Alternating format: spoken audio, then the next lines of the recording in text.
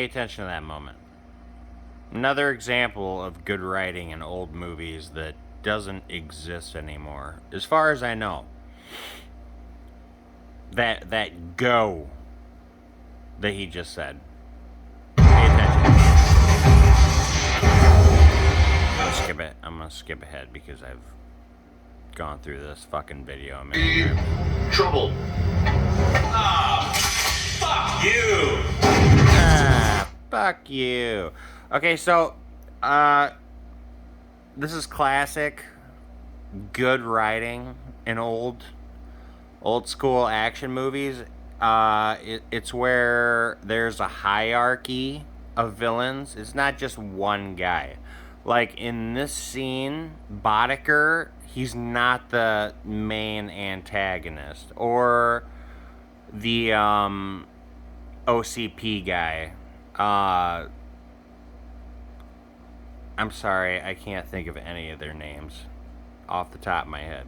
But, you know, I will try to refer to them by the most politically incorrect way imaginable. No, the point that I'm trying to make is in older action films, there was like a hierarchy of villains. This was a thing.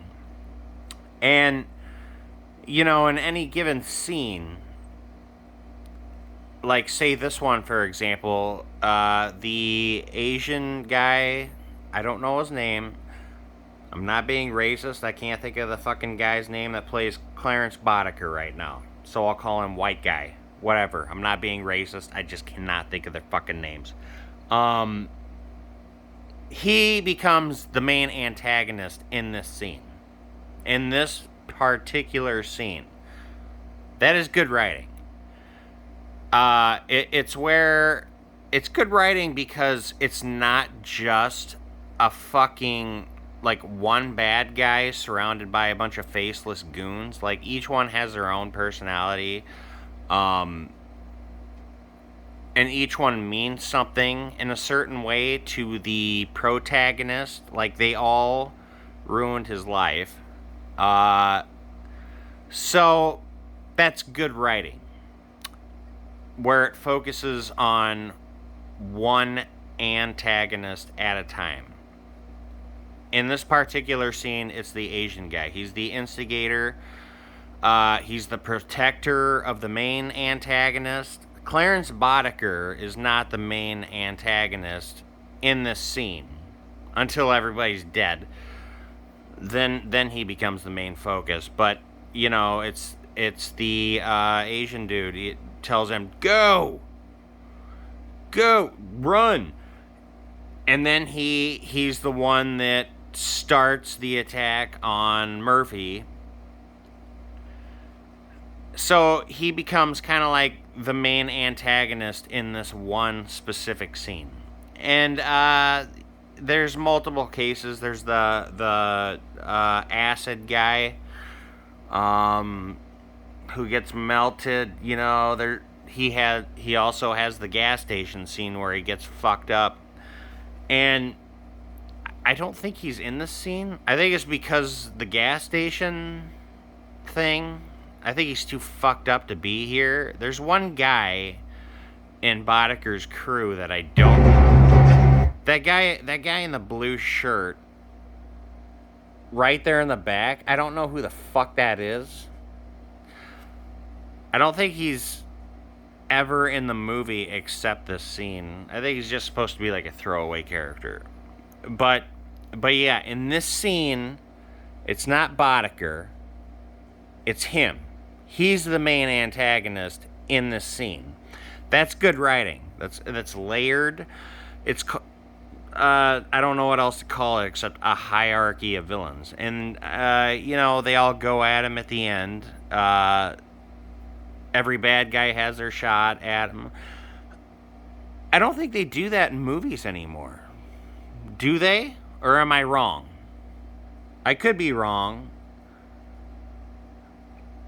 Like, action movies used to...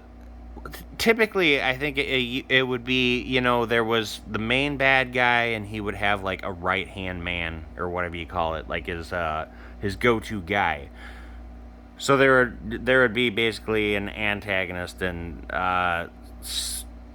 what would you call it? Supporting antagonist.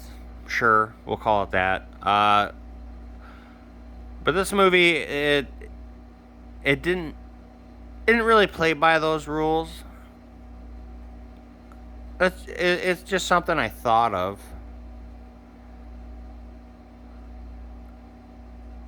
Like, that's the thing, right?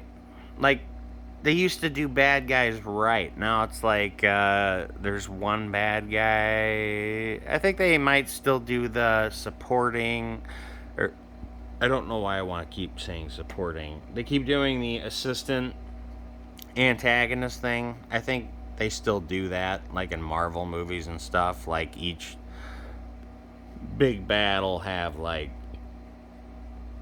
a right hand guy. But RoboCop did it best. Like, I like how each member of the squad was like their own separate entity of evil.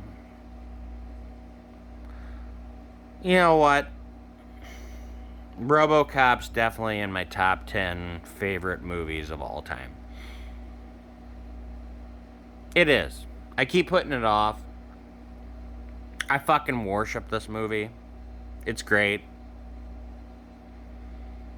I'm obsessed with it. I fucking love RoboCop. But yeah, they don't make movies like they used to. It's one of those rants.